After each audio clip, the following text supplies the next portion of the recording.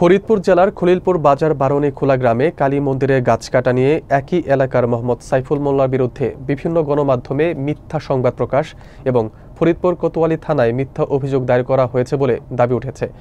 এই মিথ্যা সংবাদের প্রতিবাদে এবং সাইফুল মোল্লার পক্ষে স্থানীয় এলাকাবাসী সংবাদ সম্মেলন করেছেন। সাইফুল মোল্লার দাবি, কাটা গাছটি তাদের পৈতৃক জমিতে তার বাবার লাগানো। স্থানীয়দের অভিযোগ, আওয়ামী লীগের দোসর হিসেবে পরিচিত এক সাবেক বিএনপি নেতার প্ররোচনায় এই ষড়যন্ত্র করা হয়েছে। এলাকাবাসী ঘটনার সঠিক তদন্ত ও ষড়যন্ত্রকারীদের দৃষ্টান্তমূলক শাস্তি দাবি করেছেন। বিস্তারিত থাকছে মেহেদী হাসানের প্রতিবেদনে।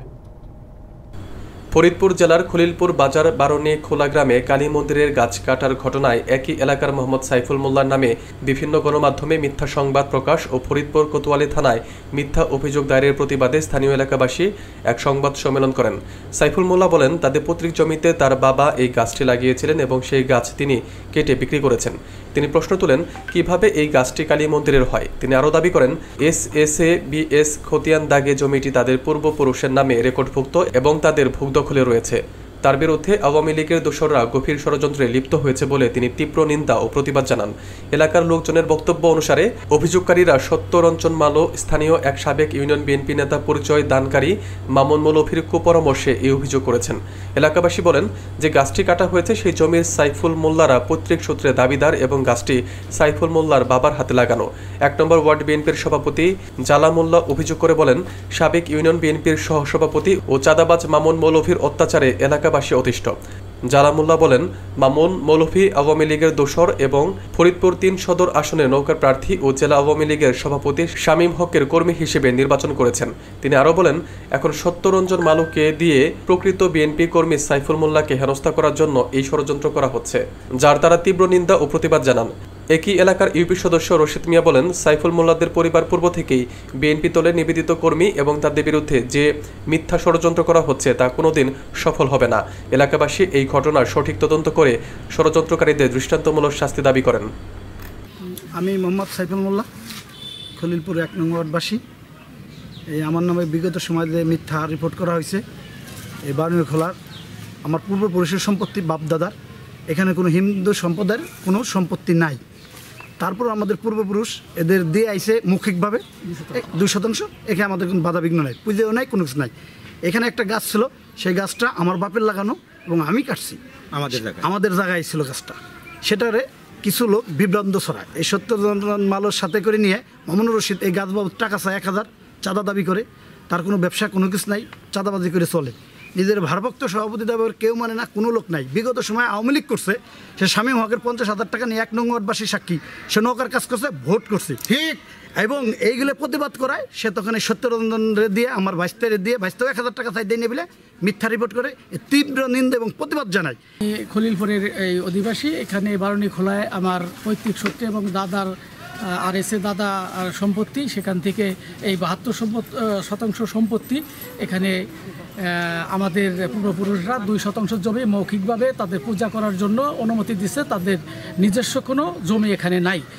কিছুদিন আগে এই সত্যরঞ্জন মালো মিথ্যা একটা দেওয়ানি মামলা করে ৪৩/২০২৪ সেই মামলায় সে এখানে নিষেধাজ্ঞা আবেদন করে। আদালত সেটা স্পষ্ট ভাষায় লিখে দিয়েছে যে বাদীর সত্য না থাকার কারণে নিষেধাজ্ঞাটি খারিজ করা গেল। আমি মোহাম্মদ জালাল মোল্লা, খলিলপুর ১ নম্বর ওয়ার্ড বিএনপির সভাপতি, মাস্টার ইউনিয়ন। আমার বিরুদ্ধেও অনেক কিছু ফেসবুকে পোস্ট করছে। সে একজন আওয়ামী লীগের কাছ থেকে ৫০,০০০ টাকা নিয়ে আওয়ামী লীগের ভোটও চাইছে শামীম হকের পক্ষে, এবং বিএনপির ভোটার গেলে ভয় দেখাইছে যে নৌকায় ভোট না দিলে ভোট কেন্দ্রে যাবি না। তারপরে বাজারে যে মার্কেটও করছিল আওয়ামী লীগের থেকে, সেখান থেকে ১ লক্ষ টাকা খায়, তখন সেই বাজারের সভাপতি ছিল। এই সব চাঁদাবাজি। আর এই যে এই জায়গায় আমার গোষ্ঠীর লোকজনের কাছে ৫,০০০ টাকা চাঁদা দাবি করে গাছ কাটা বাবদ। আমাদের স্থানীয় লোক, আমরা তারে চাঁদা দিয়ে আমাদের এখানে বসবাস করতে হবে, এর তীব্র প্রতিবাদ জানাই এবং দৃষ্টান্তমূলক শাস্তি চাই। মোহাম্মদ মোমিন মোল্লা, খলিলপুর বাড়ি। এই জায়গা জমির মালিক আমরাই, আমার বাপ দাদা জমির মালিক। এই মামুন মৌলভী মাঝে মাঝে আইসা এই টাকা দাও, ও টাকা দাও, বিভিন্ন ধরনের টাকা। একটা গাছ বিক্রি করা হয়েছিল, সেই গাছ বিক্রি করার পরে এই যাতে টাকা সে না দেওয়ার কারণে এই সত্য জেলের মার্জিনে নিয়ে এইসব বিভিন্ন যে ধরনের। গাছ কাটা হয়েছে সেই গাছের যে জায়গার উপরে গাছটা ছিল সেই জায়গাটা কার? সেই জায়গাটা আমাদের মোল্লাদের জায়গা, কালী মন্দিরে কোনো জায়গা না। সাইফুল সাহেবদের জায়গা? সাইফুল সাহেবদের জায়গা ও আমাদেরও জায়গা, একসাথেই জায়গা, যৌথ জায়গা, শরিকানা জায়গা। নাম? মাহবুব। গ্রাম? খলিলপুর। আচ্ছা, আপনার এই খলিলপুরে যে সম্প্রতি সাইফুল মোল্লার নামে একটা অভিযোগ উঠছে, মন্দিরের জায়গার উপরে গাছ তিনি কেটে নিয়ে গেছে, কতটুকু সত্য? এটা মিথ্যা। এটা সাইফুলেরই বাবার লাগানো গাছ, সে কেটে নিয়ে গেছে তার জায়গায় থেকে। এটা ওনার বাপদাদার জায়গা, সেই গাছ লাগাইছে ওনার বাবা, সেখান থেকে গাছ যদি উনি কেটে নিয়ে যায়। এটা আমার নাম মোহাম্মদ রশিদুল ইসলাম, আমি 6 নং মাত্রা ইউনিয়নের 1 নং ওয়ার্ডের আপনার ইউপি সদস্য। আমার বক্তব্য হলো আমি গত পরশুদিন একটা ফেসবুকে নিউজ দেখি, নিউজটা হচ্ছে আইডি হচ্ছে মামুনার রশিদ, উনি খলিলপুর বাড়ি ওনার। বারবার উনি এই 5ই আগস্টের পরে বলে আসছে আমি ভারপ্রাপ্ত সভাপতি বিএনপি। আসলে এটা সত্য না, এটা মিথ্যা কথা। উনি এই প্রভাব চালিয়ে এলাকার লোকজনদের ভয়ভীতি দেখায়, ওই হিন্দু লোকদের ভয়ভীতি দেখায় টাকা পয়সা উনি চায়। এইগুলোর প্রতিবাদ করতে যাই আমি।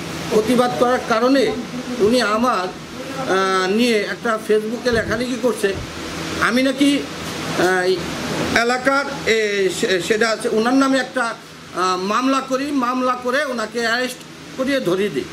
আসলে এটা মিথ্যা কথা, সেটা প্রমাণ আমি আপনাদেরকে দিব।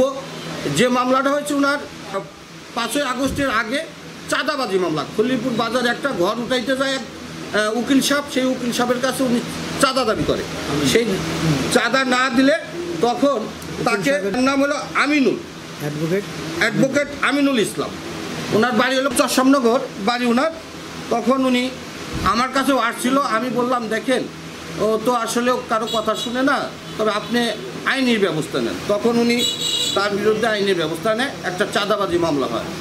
পরবর্তীতে আর একটা ঘটনা ঘটায়, সেটা হলো আমাদের খলিলপুরি একটা মেয়ের সাথে ওনার একটা খুব খারাপ সম্পর্ক ছিল, সেই সম্পর্কের কারণে তাকেও মারপিট করার পর সেও একটা মামলা দেয়।